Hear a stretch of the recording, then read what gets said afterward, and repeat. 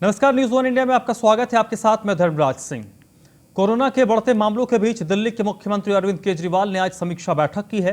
इस बैठक के बाद मुख्यमंत्री अरविंद केजरीवाल ने कहा है कि देश के लिए कोरोना की ये दूसरी वेव हो सकती है, लेकिन दिल्ली के लिए ये चौथी वेव है। उन्होंने कहा कि आज राष्ट्रीय राजधानी में 3,594 केस आए हैं। 16 मार्च को लगभग 425 केस थे। उन्होंने कहा कि कोरोना के केस तेजी से बढ़ रहे हैं, ये चिंता की बात है। सरकार की नजर बनी हुई है, जो भी उचित कदम उठाने की जरूरत है वो हम उठा रहे हैं। लॉकडाउन का फिलहाल कोई विचार नहीं है, भविष्य में अगर जरूरत हुई तो बातचीत के बाद फैसला लिया जाएगा। मुख्यमंत्री ने कहा कि कोरोना के केस तेजी से बढ़ रहे हैं, हालांकि ये वेब पिछले वेब से कम खतरनाक है। कोरोना से होने वाली मौत घटी है। उन्होंने कहा कि टेस्ट, ट्रेसिंग और आइसोलेशन का काम बहुत तेजी से किया जा रहा है। आम लोगों को भागीदारी जरूरी है। उन्होंने लोगों से अनुरोध किया कि सभी मास्क पहने और सोशल डिस्टेंसिंग का पालन करें। उन्होंने कहा कि मीटिंग में हमने अस्पतालों में एम्बुलेंस की व्यवस्था, आईसीयू की व्यवस्था, बेड्स की व्यवस्था को लेकर पूरी प्लानिंग की है। मुख्यमंत्री ने कहा कि पिछले 3 वेव को दिल्ली वालों ने खूबसूरती से हैंडल किया है।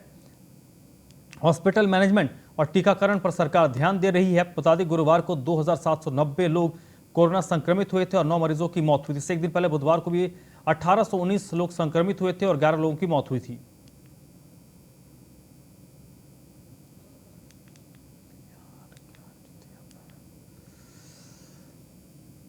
अरविंद केजरीवाल ने आज प्रेस कॉन्फ्रेंस की है और इस कॉन्फ्रेंस के दौरान उन्होंने लॉकडाउन को लेकर कहा कि फिलहाल सरकार का लॉकडाउन का कोई विचार नहीं है और अगर ऐसी स्थिति बनती है तो पहले वो लोगों से राय ली जाएगी।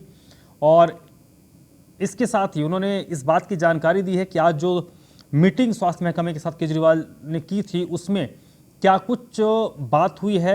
उसमें उन्होंने बताया कि आईसीयू के हालात, बेड्स की उपलब्धता को लेकर चर्चा की गई है। इसके अलावा उन्होंने कहा कि ये देश के लिए दूसरा वेव हो सकता है, दिल्ली के लिए चौथा वेव है। और एक राहत भरी बात मुख्यमंत्री ने बताई है कि जो मोर्टेलिटी रेट है, जो मृत्यु दर है, वो पहले के अपेक्षा कंपैरेटिवली काफी कम है। ये एक राहत की बात है।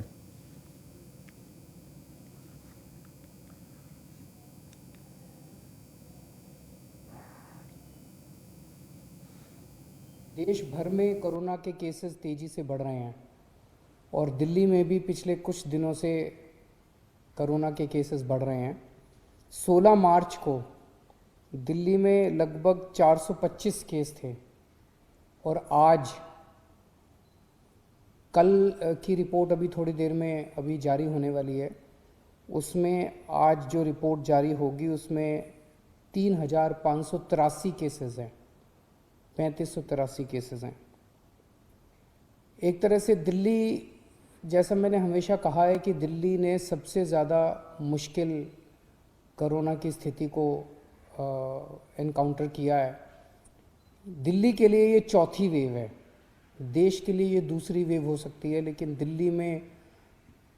दिल्ली के लिए ये चौथी वेव है, चौथी पीक हम लोग एनकाउंटर कर रहे हैं। लेकिन ये वाली पीक में जो देखने को मिला है कि एक्सपोनेंशियली इंक्रीज हो रहा, बहुत तेज़ी से केसेस दिन ब दिन इतनी तेज़ी के साथ केसेस बढ़ते जा रहे हैं। ये चिंता का विषय है, लेकिन घबराने की ज़रूरत नहीं है। हम सरकार में इस स्थिति के ऊपर पूरी नज़र रखे हुए हैं और जो भी उचित कदम उठाने की ज़रूरत है वो सभी कदम हम लोग उठा रहे हैं।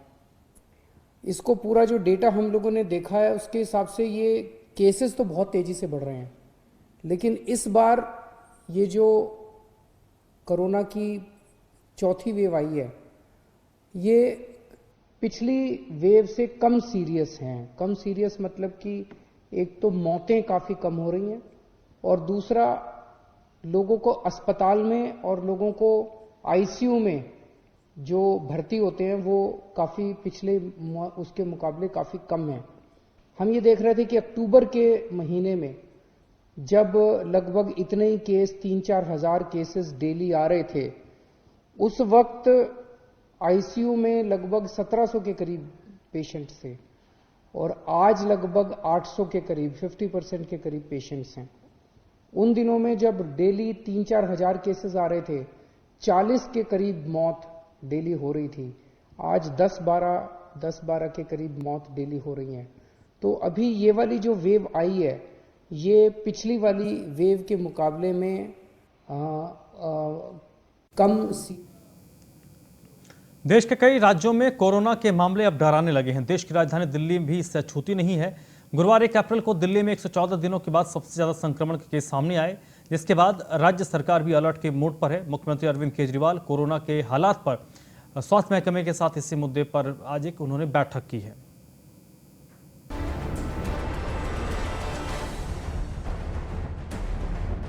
कोरोना की रफ्तार फिर से बढ़ गई है। कुछ हफ्ते पहले तक जहां कोरोना की रफ्तार कुछ राज्यों में ही नजर आ रही थी, वहीं इसका कुछ दिनों में विस्तार हुआ और अब कई ऐसे राज्य हैं जहां कोरोना की गति उसी रूप में नजर आ रही है जैसे दिसंबर 2020 में थी। इसका सबसे प्रमुख कारण है लापरवाही और बेफिक्री के कारण ही रोजाना कोविड के केस बढ़ रहे हैं। बात दिल्ली की करें तो दिल्ली भी इससे अछूता नहीं है।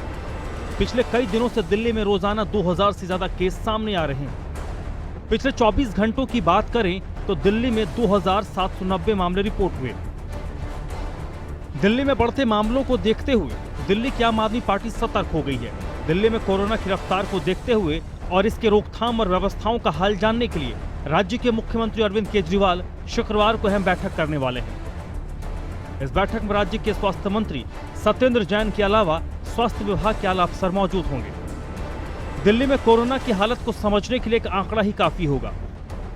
गुरुवार को 2790 नए मामले आए, जो 114 दिन के बाद सबसे अधिक हैं।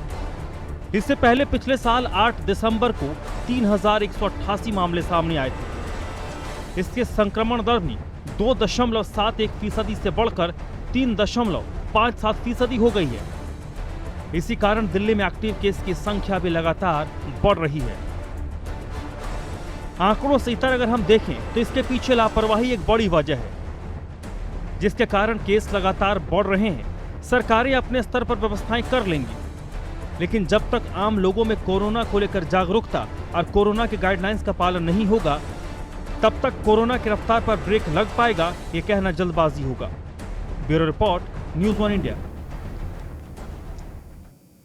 दिल्ली सरकार की ओर से हाल ही में नई एक्साइज पॉलिसी लागू करने को लेकर आम आदमी पार्टी पर विपक्ष लगातार हमलावर है।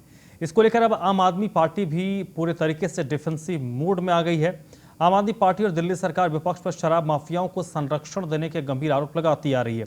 वहीं अब उसने विपक्ष खासकर बीजेपी पर आरोप लगाते हुए कहा कि केजरीवाल सरकार जब से शराब माफियाओं को दिल्ली में खत्म करने के लिए नई एक्साइज पॉलिसी लेकर आई है, तब से बीजेपी काफी परेशान है। वो हर रोज इसको लेकर विरोध भी कर रहे हैं। आम आदमी पार्टी की वरिष्ठ नेता और विधायक आतिशी ने बीजेपी पर आरोप लगाते हुए कहा है कि बीजेपी शासित कई राज्यों में लीगल ड्रिंकिंग एज 18 साल निर्धारित की हुई है, वहीं कई राज्यों में ये 21 साल है।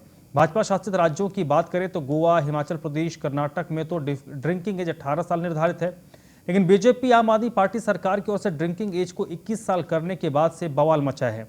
उन्होंने कहा भाजपा इसलिए विरोध कर रही है कि जब 21 साल की आयु के लोग पब और बार रेस्टोरेंट में आते हैं तो हफ्ता वसूली होती है। अगर दिल्ली सरकार ड्रिंकिंग एज को 21 साल कर देती है तो बीजेपी की हफ्ता वसूली और उससे होने वाली काली कमाई खत्म हो जाएगी।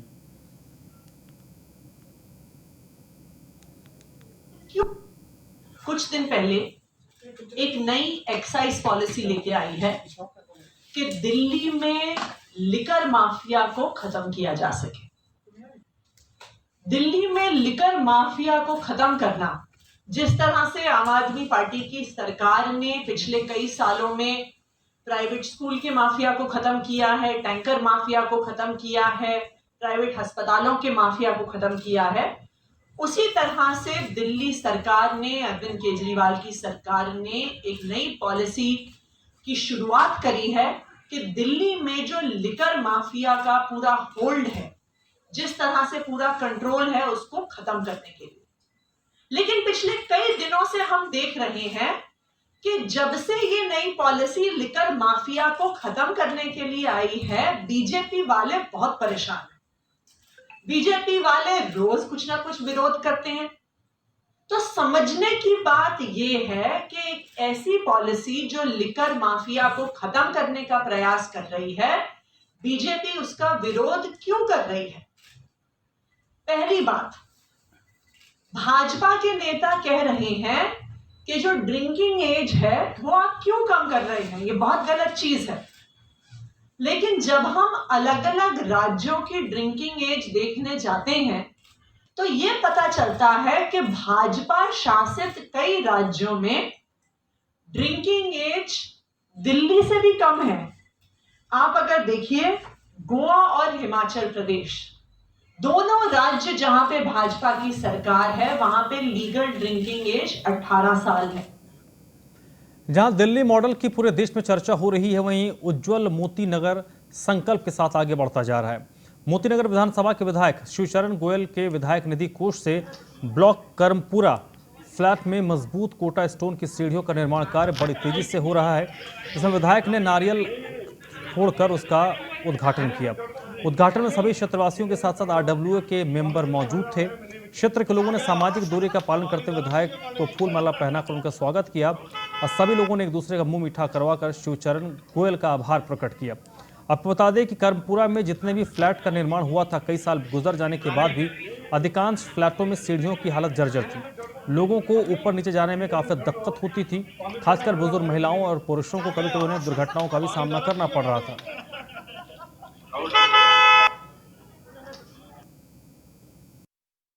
आज करमपुरा आई ब्लॉक के अंदर ये फ्लैट नंबर 424 के अंदर सीढ़ियों का निर्माण कार्य संपन्न हुआ है।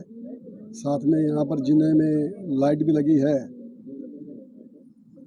जब से ये सीढ़ियाँ बनी थी, ये फ्लैट्स करीब 1955 में बने थे ये, और आज इसको करीब 66 साल हो चुके हैं।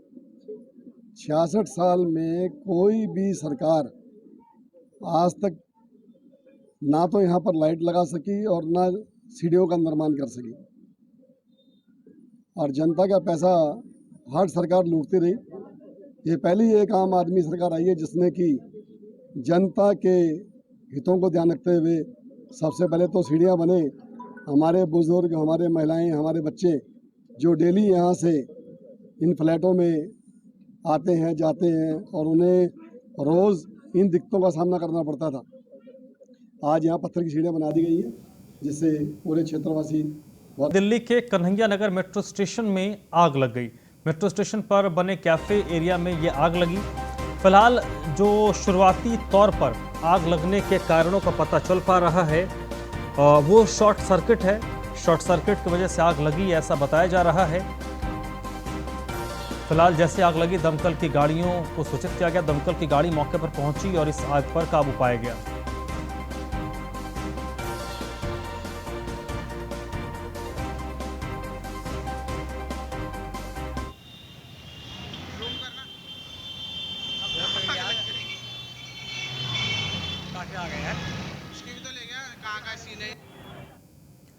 साउथ दिल्ली के मेहरौली थाने की पुलिस टीम ने शिकायत मिलने पर इलाके में चल रहे एक इंटरनेशनल फर्जी कॉल सेंटर पर छापा मारा। इस कॉल सेंटर से अमेरिकी लोगों को सरकार द्वारा बेहतर सुविधा देने के नाम पर ठगा जाता था। पुलिस ने कार्रवाई के दौरान कंपनी के बॉस समेत सभी 25 महिला और पुरुष कर्मचारियों को हिरासत में लिया है। पूछताछ के बाद सभी कर्मचारी को रिहा कर मुख्य आरोपी, जिसका नाम कमल दास है, उसके खिलाफ FIR दर्ज कर उसे गिरफ्तार कर लिया गया। पुलिस अब लगातार उससे पूछताछ कर मामले की जांच कर रही है। दक्षिण दिल्ली के DCP अतुल कुमार ठाकुर ने बताया है कि एक शख्स के द्वारा इस कॉल सेंटर के बारे में इलाके में शिकायत दर्ज कराई गई थी, जिसके बाद मामले की गंभीरता को देखते हुए CP ने मेहरौली थाने के SHO के नेतृत्व में छापेमारी के लिए एक टीम का गठन किया, जिसमें SI, ASI और कांस्टेबल शामिल थे। पूरी टीम ने गुप्त सूचना के आधार पर इंटरनेशनल कॉल सेंटर में छापा मारा, जहां पर 12 लड़कियां और 13 लड़के काम कर रहे थे। फर्जी विदेशियों के नाम को उपयोग कर रहे थे और हेडफोन की मदद से अपने डेस्कटॉप कंप्यूटर पर इंटरनेट के माध्यम से कॉल करते थे। साउथ डिस्ट्रिक्ट के मेहरौली थाने के अंतर्गत रेड करके एक फ्रॉड कॉल सेंटर का खुलासा हुआ है। ये रेड एक गुप्त सूचना के आधार पर किया गया था और वहां से करीब 25 लोगों को डिटेन किया है, इंक्लूडिंग मुख्य आरोपी है कमल दास। इसमें इस रेड के दौरान वहां पे 25 से भी ज़्यादा कंप्यूटर सिस्टम्स और बाकी इलेक्ट्रॉनिक गैजेट्स मिले हैं। अभी इसमें FIR दर्ज करके पूछताछ जारी है। जो अब तक जो बात सामने आया है उसमें ये निकल के आया है कि ये कॉल सेंटर मुख्य रूप से फॉरेन सिटीजन्स को टारगेट करता था, खास करके US सिटीजन्स को। ये किसी सोर्स से उनका डेटा लाके उनको spoof call over voice over IP से स्पूफ कॉल करके उनको अपने गवर्नमेंट के कुछ बेनिफिट्स लेने के लिए कुछ मेंबरशिप या पेमेंट करने के लिए कहते थे। कंप्लेन आए हैं हम लोगों के पास, कम से कम आप 1500 से लेकर 2000 लोगों के साथ चीटिंग की है। नहीं सर, इतना तो नहीं होगा। अच्छा जी, तो कितना किए हैं अभी तक? मेरे हिसाब से 150 तक होंगे सर। एक बंदे को सैलरी क्या देते थे? हम यहाँ पे कोई अलग अलग पैकेज में काम करते थे लोग, किसी का 10,000, किसी का 12,000, किसी का 15,000। कितने लड़के थे, कितने लड़की थी? लड़की होंगी कम से कम 10 के आसपास, लड़के हैं 12 के आसपास। तो ये कब से चल रहा था ये आपका? लगभग 2 साल के आसपास हो गया। 2 साल से चल रहे थे। तो 2 साल से के अंदर में आप 150 लोगों को ही चीटिंग की है अभी तक? सर हो सकता है थोड़ा सा ज़्यादा हो, एग्जैक्ट तो फिगर नहीं है मेरे पास। ऐसे ही होंगे 150-200 होंगे हाथ मार के, इससे ज़्यादा तो नहीं सर। एक दिन में कितने डॉलर का आप कर देते होंगे लोगों के साथ? 400-500। क्या बोलते थे कस्टमर को? वही जिनको लोन चाहिए तो हम कहते हैं रजिस्ट्री फी चाहिए, हमें देना पड़ेगा। अच्छा, तो इसके दिल्ली के रोहिणी इलाके से दिल्ली पुलिस की स्पेशल सेल ने मुठभेड़ के बाद 2 बदमाशों को गिरफ्तार किया है। दोनों बदमाशों की पहचान मुकेश और उसके साथी मोहित के तौर पर हुई है। पुलिस ने इनके पास से 2 पिस्टल और एक बाइक बरामद की है। आपको बता दें कि जिन अपराधियों के साथ दिल्ली पुलिस की मुठभेड़ हुई है उन पर 60 से ज़्यादा मामले दर्ज हैं, जिनमें चोरी, डकैती, रॉबरी और हत्या का प्रयास शामिल है। दिल्ली पुलिस के स्पेशल सेल के डीसीपी संजीव यादव से जानकारी के मुताबिक रोहिणी सेक्टर 6 स्पेशल सेल की टीम को मुखबिर से सूचना मिली थी कि नरेला इलाके का एक शातिर अपराधी रोहिणी इलाके में आने वाला है, जिसके बाद रवि तुसीर की टीम ने ट्रैप लगाकर आरोपी को रोकने की कोशिश की, लेकिन उसी दौरान आरोपियों ने दिल्ली पुलिस पर 5 राउंड फायरिंग की। जवाब में सेल की टीम ने ही कई राउंड फायर किए और मुठभेड़ दोनों बदमाशों के पैर में गोली लगी, जिन्हें पुलिस ने कैट्स एम्बुलेंस की मदद से बाबा साहब अंबेडकर अस्पताल में भर्ती करवाया है। बिल्कुल हाँ कराड़ा की तरफ में। बाहरी दिल्ली से लापता हुए शख्स करण का शव नरेला के गांव के पास बने सुनसान फ्लैट में मिला है। परिजनों की माने तो कल सुबह घर से काम पर निकला था और पिता ने करण को उसके जीजा के घर जाने से रोका, पर करण ने उन्हें अनसुना करके चला गया। उसके बाद करण की पत्नी की बात करण से हुई तो उन्होंने बताया कि वो अपने जीजा के पास है और काम कर रहा है, लेकिन जब दोबारा फ़ोन किया तो फ़ोन स्विच ऑफ था। घर वालों के मन में उल्टे सीधे ख्याल आने लगे तो उन्होंने करण की तलाश शुरू की। करण के जीजा को फ़ोन करने पर करण के जीजा ने मना किया कि करण मेरे पास नहीं है। मामला पुलिस तक पहुंचा। पुलिस ने कानून का हवाला देते हुए कहा कि 24 घंटे से पहले मिसिंग की कंप्लेंट नहीं दर्ज होगी। 24 घंटे गुजर जाने के बाद भी करण नहीं मिला, जिसके बाद उसकी एक खून से लथपथ लाश मिली। तकरीबन 8 बजे तक प्रक्रिया चली कि हम फ़ोन करते रहे, फ़ोन नहीं उठा। लास्ट में फिर हम लोग यहाँ से गए हैं, सीधे गए जीजा घर। जीजा घर पे पूछा गया कि जी करण कहाँ है, तो बोला मुझे नहीं पता कहाँ है करण। कह रहा चलो ठीक है, आपको नहीं पता, आपके पास नहीं है, लेकिन हमें पता चला कि आपके पास आया है। चलिए ठीक है, जहाँ पे वो काम करता है आप मुझे वहाँ ले चलिए, आपने उसकी ड्यूटी लगवाई है ना, आप वहाँ ले चलिए। उसने बोला मैं वहाँ भी नहीं जाऊँगा। तो हम लोगों ने उस पर प्रेशर किया है कि नहीं आपको चलना पड़ेगा। तो वो अपनी मोटरसाइकिल में बैठा है, हम लोग ऑटो में थे, वो सीधे थाने में ले गया, नरेले थाने में, और वहाँ जाकर थाने अंदर गाड़ी खड़ी करी और वो अंदर चला गया और बोला जी मुझे नहीं पता कुछ भी। ठीक है, इस तरह के वाकया हुआ। तो हम लोगों ने बोला जी शक हमें इन्हीं पे है, क्योंकि इन्हीं के पास आया है तो इन्हीं को पता होगा ना चीज़ के बारे में। दूसरा नंबर उसके दिल्ली के मंगोलपुरी थाना क्षेत्र के जे ब्लॉक में आज घर में एक महिला का शव मिलने से हड़कंप मच गया। पुलिस को जब घटना की सूचना मिली तो मौके पर पहुंची पुलिस ने देखा कि महिला के शरीर पर चोट के निशान है, जिससे साफ है कि महिला की हत्या हुई है। आपको बता दें कि मृतक की पहचान ज्योति के तौर पर हुई है। पुलिस ने महिला के शव को अपने कब्जे में लेकर पोस्टमार्टम के नजदीक के संजय गांधी अस्पताल के मोर्चे में रखवाया है। शुरुआती जानकारी के मुताबिक महिला कुछ दिन पहले अपने पति शिवा एरिया सुनील और 2 बच्चों के साथ मंगोलपुरी के जे ब्लॉक में किराए के रहने के लिए आया था। आज सुबह बच्चों ने मकान में रह रहे अन्य लोगों को बताया कि उनके किराएदार द्वारा पुलिस को घटना की जानकारी दी गई है। घटना बाद से महिला का पति सुनील मौके से फरार है। आशंका लगाई जा रही है कि महिला की हत्या के बाद सुनील फरार हो गया है। मंगोलपुरी की पुलिस ने हत्या का मामला दर्ज किया है, रिश्तेदारों से पूछताछ कर रही है ताकि जल्द ही हत्या के इस गुत्थी को सुलझाया जाए।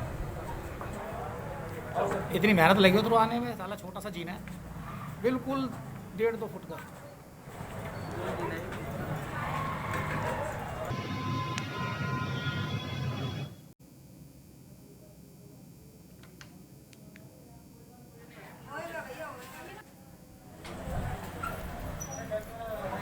देखो